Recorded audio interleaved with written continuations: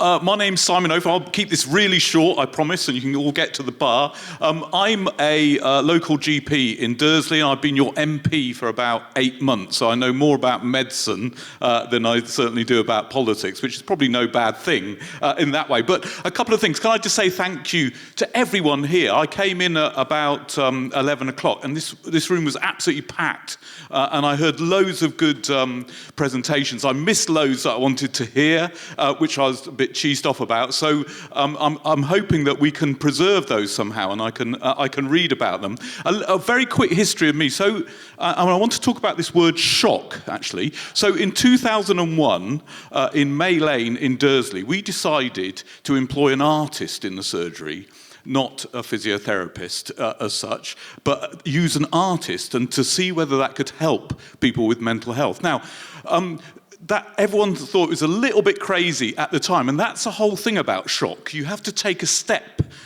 in a direction where you were slightly unexpected. Nowadays, actually, social prescribing, as it's now called, is quite commonplace. So all I'm saying is you have to be a little bit brave to get everything done, and you also have to overcome sometimes a little bit of, not ridicule, but people sort of laugh about you a little bit.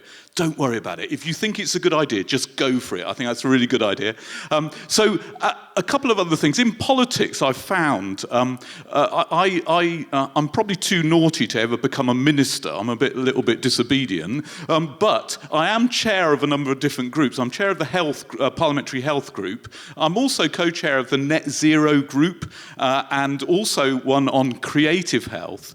And lastly, bizarrely, also archaeology. And all I would say here, as John Muir said, he said, if you tug on anything in nature, you'll find it's linked to everything else. And that's one thing. Creativity is linked to jobs, it's linked to education, it's linked to health, it's linked to the environment, as we've seen today. So we're all in this sort of big mass together. And I think creativity needs to take a more central role in that.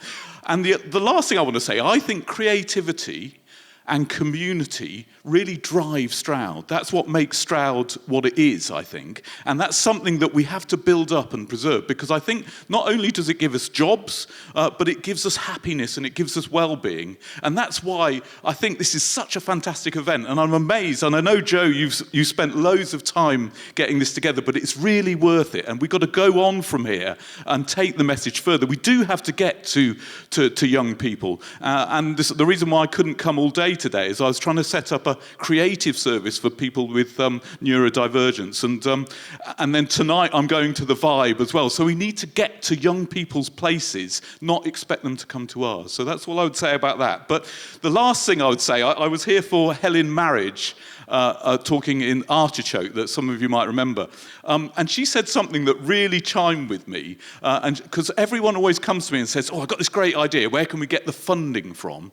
And she said, don't really worry about the funding. If you think it's a good idea, just go for it, because in the end, funding will follow you if you really believe in it. And there's lots of people in this room that can help with funding, and the main thing that we have to do now is all get to the bar, get networking. You'll learn more from just chatting to each other than from listening to me speaking. So thank you for inviting me. Keep up the good work, and let's do this again maybe in a year's time. Thank you.